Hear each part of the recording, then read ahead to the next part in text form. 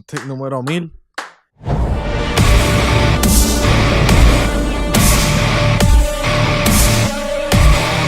Bueno, gracias por sintonizar el video. Tenemos la libreta caliente, un formato un poco diferente de lo que normalmente nosotros hacemos para llevarles contenido. Pero antes de empezar con el video, queremos darle las gracias a Audible.com, que son los sponsors de este video. Para los que no saben, Audible.com es la compañía más grande para poder escuchar libros en audio, poder escuchar podcasts, poder escuchar entrevistas, poder escuchar noticias y muchas otras cosas. Y con esto lo puedes hacer desde tu smartphone, iPad, iPhone, lo que sea que tengas digital. Lo puedes bajar por ahí mismo. Puedes escucharlo en el carro mientras vas para el trabajo. Lo puedes escuchar en el gym, lo puedes escuchar en el avión, lo puedes escuchar donde sea. Yo en lo personal no me gusta escuchar música cuando voy al gym ni cuando estoy guiando, y esta es la mejor forma de poder estar escuchando los audiobooks favoritos tuyos o los podcasts y ponerte al día con todo lo que está pasando. Aquí por abajo voy a poner el link para que puedan entrar y suscribirse para poder tener 30 días del free trial y bajar el contenido que te dé la gana realmente. Lo único que tienes que hacer es entrar a audibletrial.com/BrianDeLeonis y ahí, al poner tu email y otra información más, vas a poder recibir los 30 días gratis y bajar el contenido que sea que tú quieras. Y después que lo bajes, déjame saber en los comentarios cuál es el libro que bajaste, si está bueno, si está gufiado, qué cosa debería yo ponerme al día. Me lo escribes en los comentarios para yo también ponerme al día con ustedes y después podemos hacer una discusión de lo que sea que ustedes estén escuchando al momento. Y sin más preámbulos, vamos a entrar en el tema que no está realmente en ningún lado en YouTube. No veo a nadie hablando de esto. Mucha gente estaban hablando de la escena metal en los 80, en los 90. Y muy bien para los que vivieron esa era, pero descuidaron por completo, en mi opinión, lo que fue la transición de los 2000 hasta el 2010, 2012, que yo fui gran parte de esa escena también, y al no ver nada, literalmente nada en el internet, yo dije, hay que tirar contenido de esto porque yo sé que hay un montón de gente que sí estaba en esa escena, que era una escena bien grande, bien rich en Puerto Rico, en la cultura y en lo que hoy se conoce como metalcore. Fue algo súper fundamental y de verdad estuvo pasando desde principios de los 2000 hasta el 2012, y queremos pues indagar más sobre eso, y a la gente que son hispanohablantes que probablemente no sabían que en Puerto Rico había una escena súper activa de esto y que muy probablemente fue influencial en bandas que hoy ustedes conocen. Pero de eso vamos a estar hablando más adelante. Y no quiero dejar esta información tan importante morir, ya que hay mucha gente que pues ya no están en la escena y son pocos los que se han quedado en el game. Y pienso que es muy importante para la cultura en Puerto Rico y aquellos que estaban ajenos, que estaba pasando, y ver los mismos que estaban en Puerto Rico que a lo mejor nunca fueron a un show y no se enteraron que la escena subterránea estaba teniendo un montón de shows metalcore. Pues esto es para ustedes también. Yo espero que con este video ya hayas nacido en Puerto Rico, seas hispanohablante, estés en Europa, estés en Estados Unidos o en cualquier parte del mundo, que no sabía que Puerto Rico sí tiene una escena subterránea bien fuerte de metalcore. Obviamente para no dejarlo morir, porque fue muy importante para la cultura de metal en Puerto Rico y para la historia también de la escena. Bueno, pues las similitudes del metal en los comienzos, por lo menos de la forma en la cual yo lo estaba experimentando, era básicamente similar a la cultura de música autóctona en Puerto Rico, que por pueblo, por barrio, habían unas diferencias de pueblo a pueblo de cómo se tocaba la música típica en Puerto Rico. Lo mismo yo empecé a ver a principios de los 2000, cuando en la escena metal pues habían unas regiones como Bayamón, se tocaba mucho metal y mucho power metal y progressive. En otros lados como Cataño era bien prevalente en el hardcore, y en Mayagüez pues era mucho punk en aquel entonces, por lo que yo pude ver. Pero en otros circuitos de la isla no había pues como que una combinación de diferentes géneros combinados en uno, como se le conoce al metalcore hoy, sino que la escena que cantaba era una escena emo o una escena más comercial. La escena que era más pesada pues era la hardcore, la escena metal era metal, la escena power metal era power metal, y en aquel entonces nadie coexistía en los mismos shows, y a mí siempre me estuvo bien peculiar eso, porque si se juntan todos estos elementos en un mismo show, pues se puede ver mucho más gente pudiendo asistir en un mismo show en vez de que hayan 15 personas acá, 20 personas ahí en otro show. Al ver esta división, pues no pude evitar pensar cómo hubiese sido si todas estas escenas se unificaran y pudieran hacer un mismo show con diferentes estilos o bandas que tocaran lo mejor de estos diferentes estilos combinados en una misma canción. Y de ahí, antes de tan siquiera nosotros saber que esto iba a ser un género que iba a explotar más adelante, fue una idea que surgió bastante orgánica de empezar a elaborar algo que tuviera voces clean, que tuviera gritos, que tuviera partes heavy y que tuviera buenos riffs combinados en una misma canción, en un mismo concepto musical.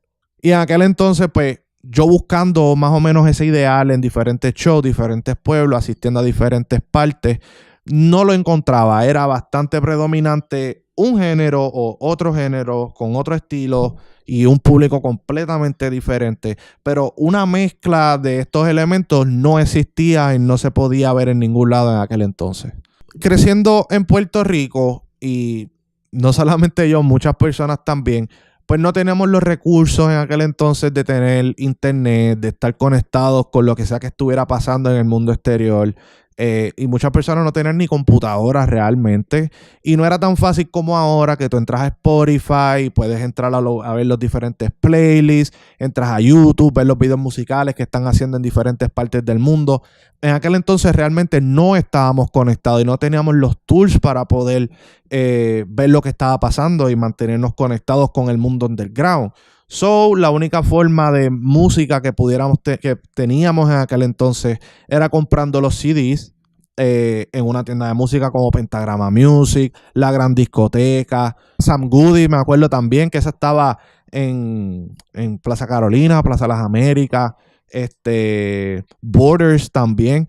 Pero realmente tú tenías acceso a bandas que ya estaban firmadas, que ya tenían un record label, que ya tenían sus discos puestos en las plataformas de venta, pero eso ya no era género underground, porque no era como que tú estando en el underground pirateabas 5 discos y los podías meter a Border, sino que tú tenías que tener un contrato de distribución en aquel entonces para poder entonces accesar el mercado como tal.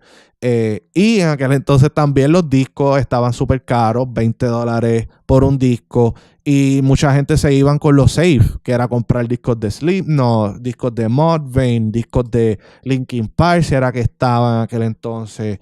Todo era lo mainstream, que era lo que se sabía de que si tú gastabas los $20 estabas junto con el corillo que sí sabían de esas bandas, como Korn y lo que era el new metal en aquel entonces. Y obviamente, pues los pioneros como Ozzy, como Black Sabbath, como todo este rock de los 80, pero estamos hablando de escena underground. Y la única forma que nosotros podíamos capear, más o menos tener un glimpse de lo que estaba pasando, eran los discos pirateados. De personas que no se sabía de dónde salían y dónde sacaban esa música. Me imagino que la bajaban por estos sites que pirateaban música. Y empezaban a escribir los discos pirateados con Sharpie y los vendían a $2, a peso, y tú no sabías qué bandas eran, simplemente era metal pesado aquí, bandas diferentes, nuevas. Y no sé si ustedes se acuerdan, pero había gente que tenía las libretas de los discos, que literalmente habían 4 o 6 o 8 discos y pasaban así, tenían un montón de discos así mismo los vendían. Y esa era la única forma de descubrirlo. Muchas veces tú no entendías ni cómo le escribían los nombres de las bandas. En mi caso, pues yo terminé escuchando muchas bandas de Sweden. Me enteré muchos años después que terminaron siendo bandas underground de Sweden. Algunas subieron, algunas no subieron tanto y algunas se quedaron underground siempre. Y eso como que me dio un glimpse. Por ejemplo, al yo ser guitarrista me motivaban mucho más los riffs, no tanto las voces. En aquel entonces, pues los timbres de voces gritados para mí todo eran lo mismo. Yo siempre me percataba mucho de los tempos de las baterías y los riffs de guitarra. Si tenían riffs de guitarra, eso era lo que me interesaba. Y Sweden son bien predominantes en los riffs. Ellos son céntricos en los riffs de guitarra. Y yo quería más de eso. Pero no tenía idea de dónde provenía. Solamente sabía de que eran unas bandas que me las dieron piratas, que eran under de algún lado y tenían unas guitarras súper prevalentes. Y ahí fue que empezó a correr la máquina de si cogemos los riffs estos, si cogemos estos breakdowns, si cogemos estas otras partes heavy, si cogemos este flow hardcore también con diferentes voces y añadimos partes épicas con melodías también encima de voces y hacer un montón de layering, ¿cómo sonará esto? Al no tener tantos recursos y tener una influencia sueca sin saberlo, ahí fue que empezó la idea, empezar a construir canciones, riffs, adaptaciones de ciertas cosas en cassette. En aquel tiempo no habían grabaciones digitales, no habían computadoras, no había budget para eso. Lo que había eran cassettes, literalmente bien ordinaria, una máquina así de grande donde tú pones los cassettes, le dabas record. Y después que tú grababas un riff, si lo querías armonizar, literalmente tenías que poner el cassette que acababas de grabar en un componente, ponerlo por las bocinas y grabarle encima la armonía. Y si no lo pudiste grabar de una, tenías que dar para atrás y volver a empezar. Básicamente como se grababa antes, que tenías que hacerlo todo one take. Y así mismo se elaboraban canciones, empezábamos a elaborar riffs y teníamos un montón de cassettes con un montón de riffs que terminaron siendo canciones mucho después. Y empezábamos a elaborarlos más con más notas, tratar de hacerlo más complejo, más interesante, diferentes patrones. Ya estábamos usando diferentes compases. En vez de estar a 4x4, estábamos a 7x8 y cosas así, para tratar de darle como que más dinámica también a las diferentes partes técnicas de los breakdowns. Yo venía de Carolina. Como muchos saben, Carolina de siempre ha sido reconocido por la cuna del reggaetón. Y era así. Literalmente, a los que nunca vivieron en Puerto Rico o no son de Puerto Rico y son de otras partes del mundo, literalmente Carolina es como te lo habían dicho. Carolina es puro reggaetón. Carro, tinte, una cultura bien, bien grande de carro, de escuchar la música a todo volumen, de party, y toda la cultura en Carolina especialmente era reggaetón y rap. Desde principios de los 90, que yo tengo noción, hasta ahora, hasta el sol de hoy, siempre la cultura en Carolina ha sido bien heavy en el reggaetón. Es bien difícil ver shows en Carolina, era imposible. Realmente nunca, antes de nosotros empezar el movimiento, nunca se habían visto shows en Carolina realmente. No existían los venues, no se sabía ni dónde se podía tocar esto realmente. Lo que había eran discotecas en San Juan, discotecas en Isla Verde, y la gente de Carolina iban para otros sitios a los parties de reggaetón realmente. Si habían festivales, los festivales, el que sabe, siempre son en San Juan, son en la isla. Pero Carolina, a pesar de ser un súper buen pueblo y bastante avanzado, en la música, las únicas oportunidades era música típica, maybe uno que otro, un festivalcito de Navidad o lo que sea, pero no era muy heavy en eso. Y uno en las patronales, eso sí, que habían patronales, y esas patronales pues invitaban reggaetoneros, pero nunca habían bandas de rock. Y en verdad en Carolina no se podían meter mucho rock porque los iban a buchar. La realidad es que en el reggaetonero iba a buchar el rock. El rock era aborrecido en Carolina especialmente. Pero esa era otra misión. Nosotros estábamos bien al tanto de la cultura. Todas nuestras amistades en Carolina, del barrio, de las urbanizaciones, todo el mundo era de esa cultura. Y al nosotros tener diferentes estilos musicales, no era como un problema, ¿no? Y no había división. Al contrario, nosotros teníamos muchos amigos que sí nos apoyaban, que no eran de la escena metal, pero nosotros nos llevábamos muy bien con ellos y nos tomamos la misión de que probablemente aquí podemos hacer algo y podemos empezar a expandir un género y empezar a crear oportunidades para poder empezar a hacer lo que nosotros en aquel momento teníamos como visión, que era hacer metalcore. Después de un tiempo de estar machineando la isla, de estar yendo a diferentes shows, escauteando músicos, enseñándole los demitos, en los cassettes en el carro de los panas. Mira, tengo este tema, tengo este riff, podemos hacer algo. Ya yo tenía el vocalista, nosotros conseguimos otro guitarrista, tenemos bajista, tenemos drummer. Y cuando llegó el momento de tirarnos a la calle a tocar, nuestros primeros shows no fueron en la escena metal per se, sino que nosotros tomamos otro approach diferente y empezamos a tocar metalcore en los parties de las universidades. En Puerto Rico, en la metro, todo el mundo sabe que la UPI es donde pasan los parties todos los días, siempre es bien activo en el área de Río Piedra. Y ahí fue donde nosotros empezamos. Teníamos unos panas que tocaban bastante often en ese circuito de Río Piedra. Y el estilo de ellos era más bien experimental, viajoso, que no era para nada metal, para nada heavy. Y otras bandas, pues, que eran acústicas o cosas así. So, una banda metalcore tocando con gente experimental, escena viajosa. Muchos pensaran que era como una receta para el desastre, pero no fue así. Actually, nosotros tuvimos muchísimos shows así, y rápido que nosotros empezamos a tocar, la gente nos dio un súper buen apoyo porque era diferente. Y también el aspecto de nosotros, pues, era un aspecto de Carolina. Y el aspecto de Carolina es la gorra. Nosotros tenemos un flow titerito, como le dicen.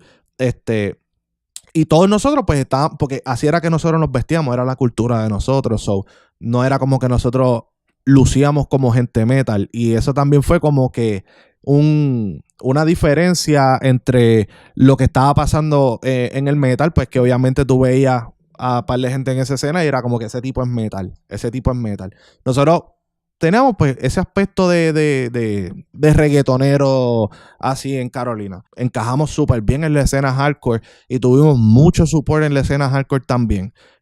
A pesar de que pues cantar clean en aquel entonces pues era un poquito más difícil para ellos tener la aceptación, pero después de un tiempo pues la logramos tener. Y todo esto empezó a pasar en el 2003.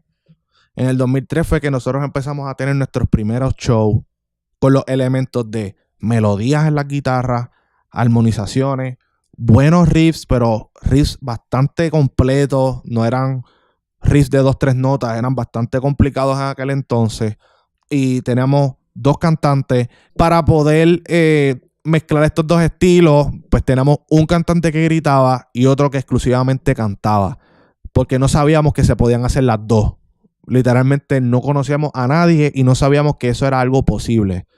En la ignorancia de nosotros en aquel tiempo era los que gritan y pensábamos que tenían 2, 3 cantantes diferentes en los discos o lo que sea, porque era para nosotros imposible tan siquiera entender que era una misma persona haciendo múltiples voces y que eso tan siquiera iba a ser posible. So, aquí está, después de, diría yo, de 3, 4 años de development en la escena, en el circuito, ¿cómo fue que Puerto Rico pudo entrar a la ventana del mundo en el metalcore, maybe también en el deathcore? Fue por la era de MySpace. En la era de MySpace, maybe llevaba 2 años o 1 año o par de meses antes que nosotros nos diéramos cuenta que era una plataforma para nosotros entrar. MySpace era una plataforma simplemente de perfiles de personas. Mucho después ellos hicieron el MySpace un poco más friendly para las bandas que podían subir sus canciones y eso. Pero nosotros empezábamos a abrir un perfil como una persona normal con el nombre de la banda y empezábamos a pedir email de la gente para tratar de enviarle canciones por email de lo que sea que hubiéramos grabado en aquel entonces. Pero cuando de verdad nosotros dimos el boom fue cuando MySpace finalmente dejó a las bandas hacer un perfil bastante profesional donde tú podías poner, si no me equivoco, hasta 5 canciones, una biografía, las fotos, podías poner el top 5 de las otras bandas que tú eras más panas o las otras personas que tú conocías más o tu manejador o whatever, o los integrantes si tenían MySpace también, pues los ponías ahí. Ahí fue donde esto se empezó a salir un poco más de control, porque nosotros no teníamos ningún tipo de asesoría legal, ni conocimiento de publishing, de copyright, ni nada. Y las canciones que habíamos grabado literalmente las habíamos subido así mismo al internet en la plataforma de MySpace. No creo en aquel entonces que estábamos usando YouTube todavía. Y de esa forma empezamos a mercadearnos por MySpace. Y empezábamos a enviárselo a un montón de gente. Empezábamos a contactar gente de Estados Unidos, gente de Europa, pero mayormente en el mercado americano. Luego de estar dando mucha promo, de estar promoviendo el material y literalmente regalando la idea y regalando todo tipo de propiedad intelectual al mundo sin ningún tipo de protección, nos empezamos a dar cuenta en varios años posterior a subir eso, que habían otras bandas que estaban empezando a subir. Y mucha gente mostraron, nosotros en aquel entonces también, nosotros teníamos mucha gente que estaban haciéndonos marketing y estaban contactando muchos manejos de afuera, porque nosotros queríamos rápido salir a tocar a Estados Unidos y exponernos. Donde sea que nos invitaran, nosotros queríamos estar tocando. Y no voy a mencionar nombres de bandas, pero muchos manejos que sí estaban interesados en los proyectos ya tenían a estas otras bandas debajo de las alas de ellos, que ya estaban firmados con ellos, que eran de Estados Unidos. Te ponían la canción tuya en el perfil, donde básicamente pues te daban una promoción de una semana y te ponían la canción tuya en el perfil de ellos, y todo el tráfico de esa gente entraban a tu perfil. Fue bueno y fue sumamente malo. Nosotros teníamos una receta bastante única y después de cierto tiempo se empezó a escuchar muchas similitudes, que al principio parecía ser coincidencia, pero se empezaron a colar muchas similitudes de canciones que nosotros estábamos haciendo, de otras bandas, del circuito, y nosotros nos los comentábamos mucho. Es como que, mano, ¿escuchaste esto, de este tema, de esta banda, de allá? Y era precisamente eso, que ellos estaban buscando bandas subterráneas para buscar inspiración, y como nosotros estábamos pues lejos de, básicamente, del mercado comercial mundial, porque la puerta del metal aquí siempre ha sido Estados Unidos para ellos, y en nosotros estar en Puerto Rico, pues vimos que mucha gente estaba buscando inspiración en lo que estaba pasando. Había muchos videos de nosotros que estábamos tocando en sitios que estaban hasta mucho más llenos que la escena en Estados Unidos también, y que se daban mucho mejor. Aparte de que no teníamos un nivel de producción mucho más grande, no teníamos buenas amplificaciones, no era como que teníamos buen equipo, no teníamos una guitarra de marcas reputables, no teníamos endorsement de cuerda. Era básicamente talento. Eso era lo que nosotros nos describía, era el talento, la actitud y la energía que nosotros teníamos, y teníamos hambre de comernos el mundo, teníamos hambre de probarnos con quien sea.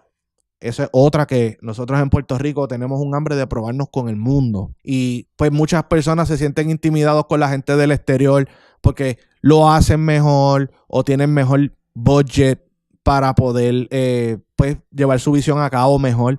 Pero nosotros tenemos el talento, nosotros tenemos el hambre, nosotros tenemos la determinación de poder llevar el nombre de Puerto Rico pues fuera. Y también darnos a respetar de que en Puerto Rico también se hace buen metal, y que en Puerto Rico tiene miles y miles de músicos en diferentes géneros que viajan con artistas internacionales también, que no tienen la mitad de reconocimiento que tienen artistas urbanos hoy día, y se han olvidado también, y muchos también que han tenido talento que han decidido pues dejar la música y cambiar completamente de career path. Y pues ha sido lamentable porque a muchos no se les ha dado la oportunidad, o muchos no quisieron perseverarlo, pero Puerto Rico sí tuvo una influencia bien grande en el metalcore.